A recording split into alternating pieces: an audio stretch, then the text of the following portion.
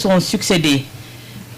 si pupitre bi tey ban discours nga jàpp ne moom dox na waxtoom carrément. non man damay jàpp ni pratiquement booy xool lu wutale discours yi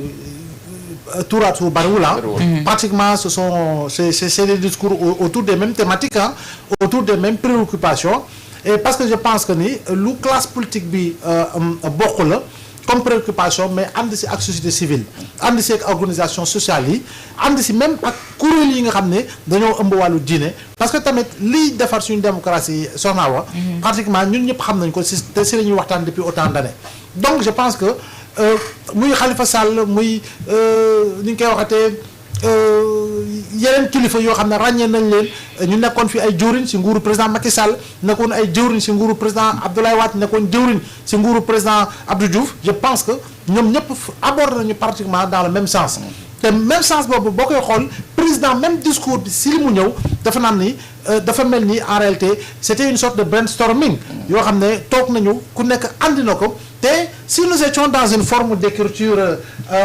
surréaliste pour reprendre les arrogants là tu un peu ku nekk day xalaat nu mu xalaatee waaye bu ñu rassemblé mën nañu defar benn ouvrage par rapport ak li nga xam ne ñoo ko bokk xalaat te ku nekk bu mu koy xalaat feneen la ko xalaatee donc juste pour dire que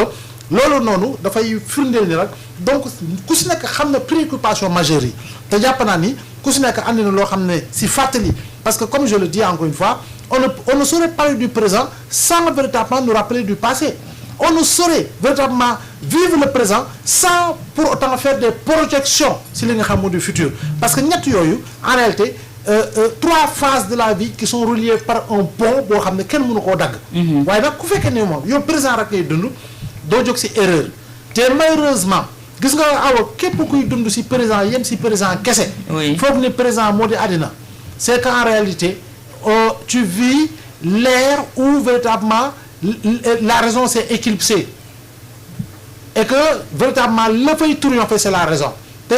raison moom fu muy triompher rek en réalité ce sera toujours beaucoup d'émotions yoo xam ne effectivement la ngay teg sur la table du amal njariñ kenn kon boog ñuy jël parole ñu si bari fàttali nañu démb mooy démb bi gën a récent waaye fàttali nañu démb bi gën a yàgg te loolu yëpp bu ñu ko boolee ak lu ñu war a tabaxee tey jàpp naa nag ëllëg la ñuy gën a sóoraale te ëllëg boobu bu ñu def projection boo xam ne c'est sur le moyen c'est le court et moyen terme dañu war a def ay projection awa dans 15 ans dans 20 ans dans 30 ans loo xam ne réglé nañ ko loolu daf ñuy féetale ginnaaw de manière daanaka définitive te daañu ko tëj verrouillé ko parce que moo tax ma ne la man je milite pour que même au-delà comme mandat présidentiel bi mandat présidentiel gënu ëpp l'importance leneen ak leneen te pourtant mandat bi c'est frappé d'intangibilité man dama mës a wax gëm ni même constitution bi yeneen article si biir constitution bi war nañu jëm si li nga xam ne mooy des articles totalement verrouillés intangible ba kenn dootu ko laalati jàpp naa ni ndëgërlaay la yoo xam ne bu ñu si jëmee daañu mën a créer les conditions d'une démocratie boo xam ne moo gën a rassurante moo gën a stable moo gën a jëm kanam parce que tamit daañu raw dëkk yu bari en Afrique du mën a Afrique de l'Ouest en Afrique parce que tamit notre principal souci actuellement en Afrique c'est le système politique partout foo dem c'est le système politique qui pose problème pourquoi parce que d'habitude nos lois sont écrites yow d'une façon boo xam ne dañuy bàyyi prox ndoll pour une interprétation politicienne donc loolu dafa nekk jafe-jafe si ñun alors que loi du tey boo jëlee ñu naan la ay 5e amendement États-Unis ay 3e amendement c'est presque depuis 200 ans kenn mësu koo laal duñ ko remettre en cause et cetera donc ñun itam war nañu tabax loo xam ne foofu lu ñu war a mën a jëm d'accord tey Pape également par rapport ak discours yi ñu àggandoo ci discours yi ki nga xamante ne moo di président de la République mis à part réguler li nga xamante ne moom moo di parti politique yi yeneen points yi nga xamante ne évoqué na ko waaw xam nga le président boo dégloo discours am awa il a surtout mis l'accent sur l'avenir de ce pays-là et dafa doon li nga xam ne moi c'est ma lecture président il tient beaucoup te jàpp na ne que ce pays-là ce n'est pas lui Bassirou Diomaye moo ko mën na defar c'est-à-dire c'est tous les Sénégalais en fait c'est un appel très soft le lancer aux gens c'est-à-dire un appel à la responsabilité waaw parce que bi muy wax bay waxtu du rendre hommage à ceux qui sont décédés et ainsi de suite tu sens du ma ne tu sentais sa voix trembler mais yaa ngi si sentir benn émotion c'est-à-dire que quelque part il appelle ses pairs mooy les autres hommes politiques à plus de responsabilité pour éviter yi nga xam ne moo fi jotoon am ba pare li ci gën a am solo alors mooy li ñuy wax le système politique bi nga xam ne décidé na ne moom ce système il faut le rendre beaucoup plus performant c'est-à-dire beaucoup plus performant à tel point que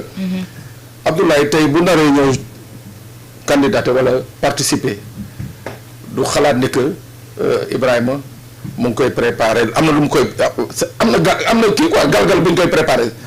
et loolu tey la suspicion c'est-à-dire voilà entre acteurs mu teggi suspicion bi te loolu sax Ibrahima daf koy wax même kii Abdoulaye da koy wax te gis nga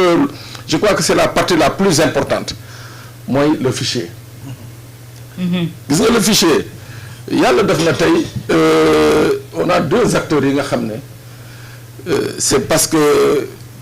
benn moment de leur histoire ils ont voulu être réglo vis-à-vis des textes on les a mis quasiment au placard muy Birame Sène bi nekk DGE tey ak Ibrahima Dieng bi nga xam ne dafa nekk DAF. oui gis nga tey tous les acteurs politiques de manière consensuelle jàpp naa ni que xam nañ ni que ces deux individus peuvent travailler avec les Sénégalais dans ce système politique et produire les résultats yi nga xam ne bu subaa kenn du toog conseil parce que ñun loolu yi nga la sonal mooy Ibrahima wax na ko c'est la suspicion waaw tant que loolu dindiwuñu ko et le président a mis cela en exergue mais également alors mu am ay discours yam tamit yi nga xam ne yaa ngi koy fàttali léegi Mbaye Peex son discours est quand même quelque chose de très fédérateur waaw bul xool ci gannaaw bul fàttali ko soo fàttali ko mu ñaaw mais c'est-à-dire que ñeneen ñi ñëpp doon wax ils n'ont pas dit parce que ils n'ont pas le verbe aussi facile que Mbaye Peex et puis surtout que c'était en wolof mais ñi ci bëri ñi doon wax en français pratiquement j'ai l'impression que c'est le même sentiment c'est le même propos dañu doon bëgg a lancer au président de la République mais ils n'avaient pas trouvé le mot juste quoi mais c'est dans ma tête quoi c'est le message qu'ils voulaient lancer peut-être qu'il y en a qui n'ont pas eu le courage d'aller directement comme Mbaye Peex l'a fait mais au moins on retiendra que ci biir dialogue bi ci biir discours yi ñu fa jot a joxe y a eu des discours quand même très responsables tey Ibrahima li ñu gis est-ce qu'il y avait lieu de boycotter ak li ñu gis tey ci waxtaan bi te président Diomaye indirectement wax na leen ne ñi boycotter man ci ni ma ko déggee moo di ne faites primer l'intérêt national. waaw loolu moom awa man am naa ci position déjà je crois que sama chronique bi ma def Walf Quotidien il y a une semaine. ci loolu la waxoon je disais que comment dirais-je boycotter le dialogue une fausse bonne idée c'est ce que noonu laa ko titré woon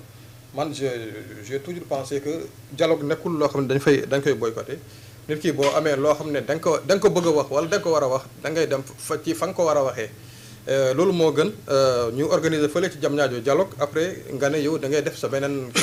communication xam nga nag yaa xam nag noo koy tuddee parce que réew aussi dafa am organisation réew dafa am règle réew dafa am foo xam ne fi ñu war a waxee ak foo xam ne fu ñu warul waxee d'autant que li ma gis nii ci par exemple ci discours yi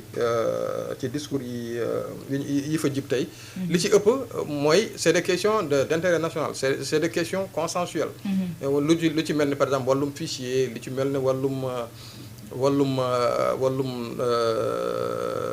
en tout cas kii bulletin unique li ci mel ni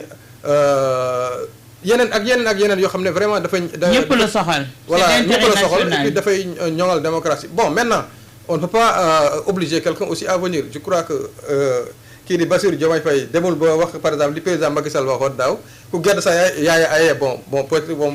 waxeewu ko noonu je crois non j'étais sur autre chose bon mais je crois qu'il n'a pas dit ça non waaw donc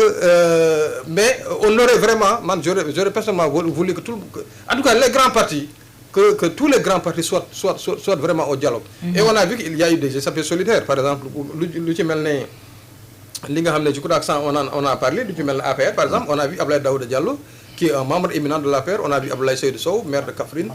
Matar Ba, maire de Fatick aussi. C'est des gens qui c'est pas des n'importe qui dans l'APR. Voilà, Nafissatou Diouf qui est aussi maire et qui est député maire. Donc ñooñu dem nañu participer ci dialogue bi et je pense que c'est vraiment ce qu'il fallait faire.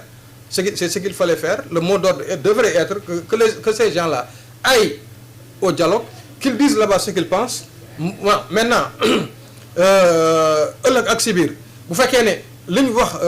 wala jëluñ ko en compte il pourrait dire que ñun de on avait alerté wala on avait dit ceci ou cela, mais ça n'a pas été pris en compte. Mais maintenant bu fekkee ne yow da nga am loo war a wax te waxoo ko fi nga ko war a waxee. Mais bon Dieu, d'ici 1 an 2 ans su fekkee ne loolu dem na bay kii, je crois que tu ne vas t'en prendre qu'à toi-même. D'accord, Abdoulaye, tey ñi nga xamante ne demuñu ci boycott demuñu ci dialogue bi dañu boycotté préféré dem toog ci seen wet créer seen benn contre dialogue tey jii kenn ci ñoom suñ ci dindi woon partem ne nekkul en règle day ruer dans les brancards tànqalaat nit ñi mu suscité waat benn tintamarre. Est-ce que ñooñu am nañu kàddu kon ci réew mi bu fekkee ne wax dafa jot te ñoo xamante ne dañ ne askan la ñuy waxal. non xam nga très sincèrement bon loolu man c'est leur liberté la plus absolue ñu dem organiser dara. Mais mënuñu ko duppee contre dialogue. Parce que c'est par rapport véritablement à la masse, c'est par rapport à la représentativité, c'est par rapport au profil. Mais surtout que le 28 là, c'est institué, c'est une institution. Justement par véritablement l'ancienne formation au pouvoir, et on a vu d'anciens ministres de l'ancien pouvoir yoo xam ne ña nga fa woon. Et parce que gis nga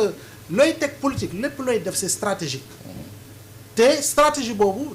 dafa tënku ci contexte. bu ñu ngay dund ak situation bi nga nekkee. loolu boo ko dul mesurer rek da ngay nekk ci njuumte. En réalité da ngay def dara pensant que c'est productif mais en réalité c'est improductif à tout point de vue. Oui. Parce que la nga see xalaat jëlee. doo ko ci am mun nga duppee rek loolu dégg nga maam li nga xam ne moo di xam naa Ibrahima buy def kiwam bi buy def une bi la koy defee conférence de presse rek lay doon. mais mënta doon dialogue. jàmp ci li nga xam ne moo di li nga andi pour sumu ko waxtaan pour man en réalité. nit ki dina def parce que boo jugé contexte bi Pape imposition bi def na fi contre dialogue sous président Macky Sall mais contexte bi taxoon na benn masse doon leen bàyyi xel contexte bi taxoon na benn masse doon leen topp